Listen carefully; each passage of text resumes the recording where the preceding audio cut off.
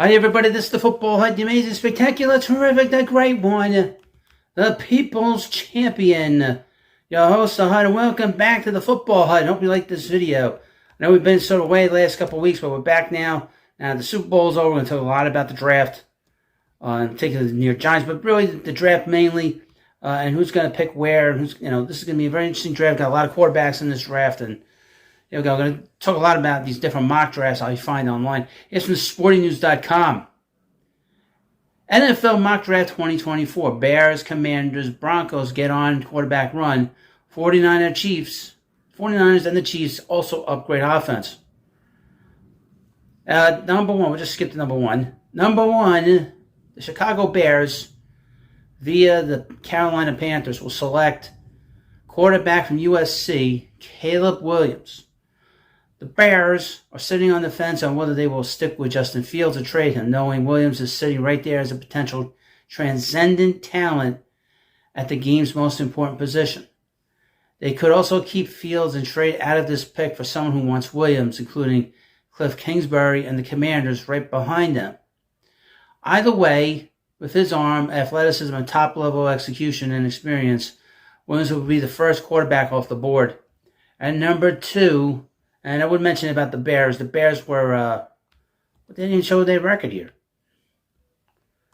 Actually, weren't that bad. At number two, the Commanders will select quarterback from LSU, Jaden Daniels.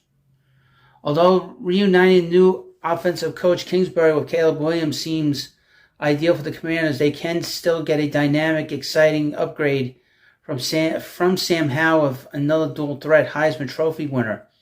Daniels has tremendous zip as a downfield passer on top of being an explosive runner. He can fit well with Kingsbury, too, as the mobile Kyler Murray once did as the number one overall pick in Arizona. At number three, the New England Patriots. They will select quarterback from North Carolina, Drake Maye. The Patriots have already waved the white flag on Mac Jones and Bailey Zapp, neither of whom worked out as pocket passers. Here they can go for the much bigger arm and athletic upside of Maye, who is a better version of Howell, his Tar Heels predecessor. They should look at quarterback first before addressing other offensive skill needs, and Maye makes easy sense should Williams and Daniels be off the board. Now, with Bill Belichick gone and obviously Tom Brady long gone and retired, there's a new regime there in New England, obviously, with Bill Belichick having been there for 25 years now. Everything is fresh. Everything's fresh and new, and everybody has to be very patient up there. They're very patient up there in Boston, aren't they? They certainly are. At number four, the Arizona Cardinals will select wide receiver from Ohio State, Marvin Harrison Jr. Harrison, the namesake of the namesake son of the Colts Hall of Famer, has a case to be the best overall prospect in this class as a dominant number one receiver with immense physical skills. The Cardinals would love getting Harrison for Kyle Murray to complement youngsters Trey McBride and Michael Wilson, with Marquise Brown heading into free agency. And number five, the Los Angeles Chargers will select offensive tackle from Notre Dame, Joe Alt. Chargers need to keep boosting their offensive line with Rashawn Slater holding down left tackle and another first rounder in Zion Johnson at left guard. Alt is a very athletic and would be a very strong long-term bookend for Slater to better protect Justin Herbert. At number six, the New York Giants will select wide receiver from LSU, Malik Nabers. The Giants need to get a true number one wide receiver to help the quick Wan'Dale Robinson and speedy Jalen Hyatt. New York will love Nabers' smooth, versatile route running and big play pop after the catch. Now, I disagree with that. The Giants need offensive line help badly, and they're still not addressing that. That's my opinion. At number seven, from the Tennessee Titans, God help me, I have to read this name.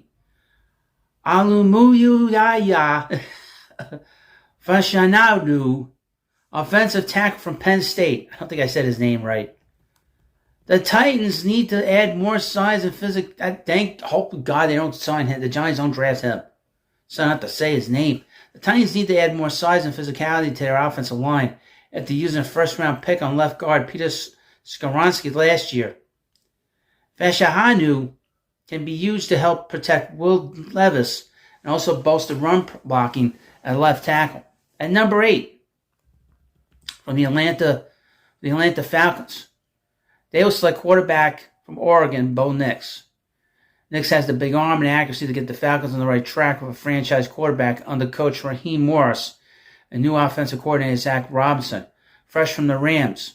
Nix can help Atlanta better unlock young weapons like Bijan Robinson, Drake London, and Kyle Pitts. Bo Nix will be a very underrated quarterback coming out of the draft. I would not be surprised if he got selected a little bit higher than that. I wouldn't be surprised.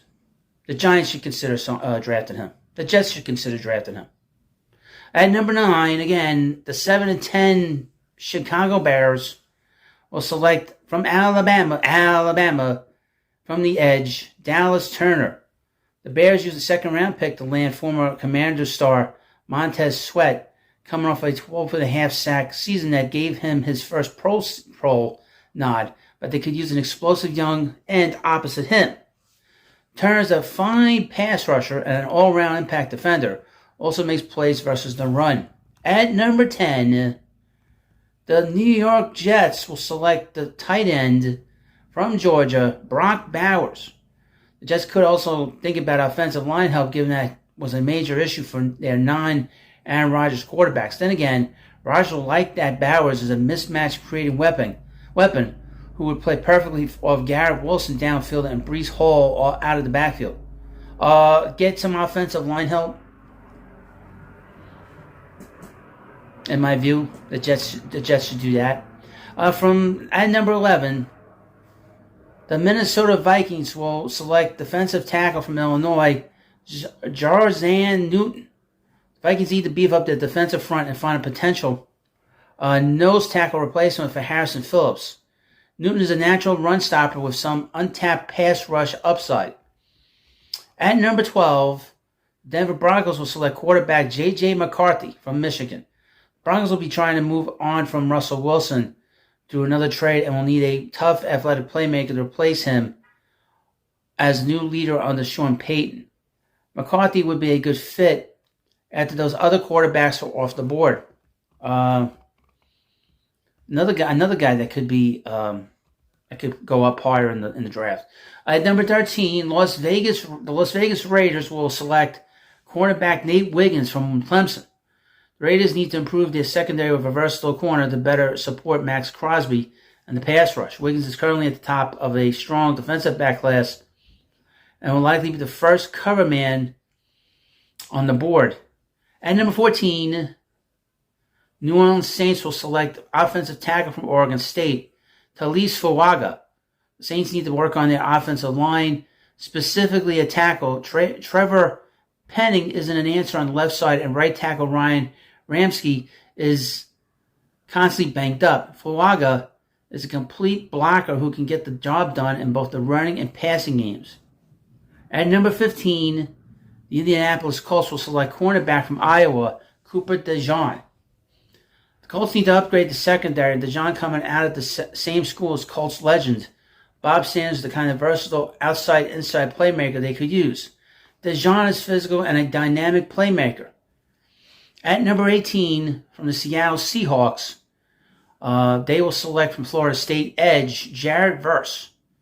The Seahawks need to improve their pass rush for new and pressure-minded coach Mike McDonald. Verse has a history of high production and is a well-rounded end who can also be an asset against the run. At number 17, the Jackson Jaguars will select offensive tackle from Alabama, J.C. Latham. Jaguars need a strong athletic rock to put opposite fellow former Crimson Tide star Cam Robinson. Latham can be a dominant right side force to replace Anton Harrison, who might be better suited at guard. At number 18, the Cincinnati Bengals will select Keon Coleman, a wide receiver from Florida State. The Bengals might be okay letting T. Higgins and Tyler Boyd go in free agency. Maybe following former offensive coordinator Brian Callahan to Tennessee. That is because they will be in the wheelhouse to land Coleman. Coleman is a strong technical receiver after the catch with some big play and red zone pop, a la Higgins. At number 19, the Los Angeles Rams will select from Washington edge Braylon Trice. Rays need to keep adding to their pass rush on the outside. Trice has great appeal of his strength and relentless to get after quarterbacks, making him a good early get for new defensive coordinator Chris Schuler. At number 20, this guy. At number 20, the Pittsburgh Steelers. This guy has the best name. This guy has the best name this side of Sauce Gardner. This guy might have a better name. The Jets have to find a way to draft this kid and have him here in New York. Or the Giants. From Alabama, the Steelers will draft cornerback Kool-Aid McKinstry. Kool-Aid. The Steelers have enjoyed the big-time presence of former Crimson Tide star Minkah Fitzpatrick in the secondary, but Kool-Aid would be a welcome upgrade in outside coverage with his playmaking flair and shutdown upside. He better have flair with a name like Kool-Aid. Oh, I bless him. I hope he becomes a big player. At number 21, the Miami Dolphins will select cornerback Terrion Arnold from Alabama. The Dolphins need to think more about the near future at corner, given Jalen Ramsey's 29 and Xavier Howard is 30, and coming off an injury-marred season with too much invested in the position, contributing to salary cap issues. Arnold is a smooth playmaking corner with nice size who would be groomed well under Ramsey. At number 22, Philadelphia Eagles will select from Toledo cornerback Quayon Mitchell. Mitchell can provide the Eagles an answer to their own cornerback needs. With his downfield speed and solid size, is encouraged to also stay well with outside receivers. At number 23, Houston Texans from the Browns will select Latu, an edge from USLI. from USLI. The Texans should be looking for some front four pass rush help opposite 2023 first-round pick Will Anderson Jr., Jonathan Greenyard, and Derek Barnett and Jerry Hughes are all on sign for 24, and Latu has some versatile pop across the line after his breakout season with 13 sacks. At number 24, the Dallas Cowboys will select from Texas defensive tackle Byron Murphy II. Cowboys have some free agent concerns for the inside of their defense minus Dan Quinn, as both Jonathan Hankins and Neville Gallimore are pending free agents. Murphy can provide needed, powerful punch, as teams have seen he can play much bigger than his size. At number 25, the Green Bay Packers will select from Georgia offensive tackle Marius Mims.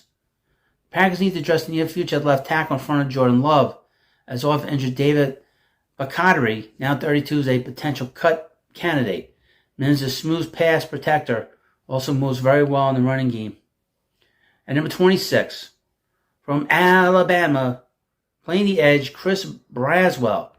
The Buccaneers, assuming they re-sign Mike Evans, will pivot from targeting an immediate first-round replacement for him and go for the best impact defensive player available. They have needs at corner and linebacker for Todd Bowles based on weaknesses in free agency, but they also use a speedy playmaking asset on the outside with Shaquille Barrett, now 31. At number 27, from the Texans, the Arizona Cardinals will select from Oregon guard Jackson Powers Johnson. The Cardinals landed right tackle Powers Johnson Jr. at number 6 in the 2023 draft. Now they need to go to work on their interior blocking. Powers Johnson had a dominant week at the Senior Bowl, showing off his power and quickness, and he could be a rock for them in either guard or center. And number 28, the Buffalo Bills will select from LSU wide receiver Brian Thomas Jr. The Bills have two good young targets for Josh Allen and Khalil Shakir and Dalton Kincaid.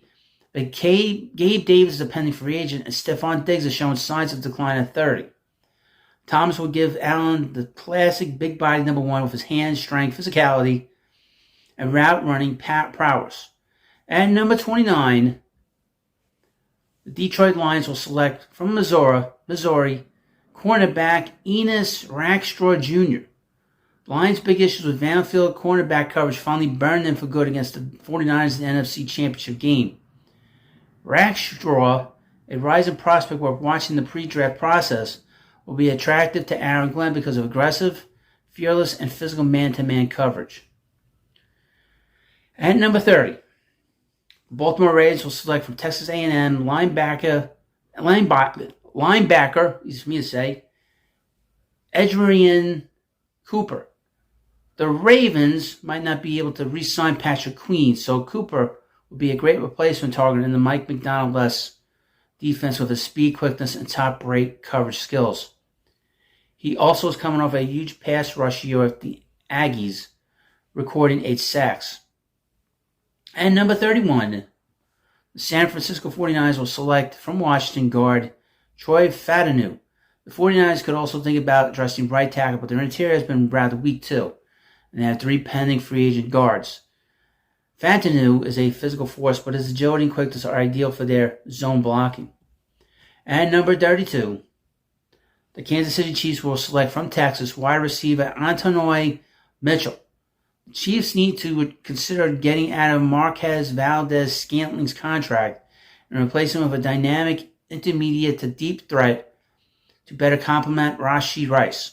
Mitchell is an ideal fit for Patrick Mahomes with his speed.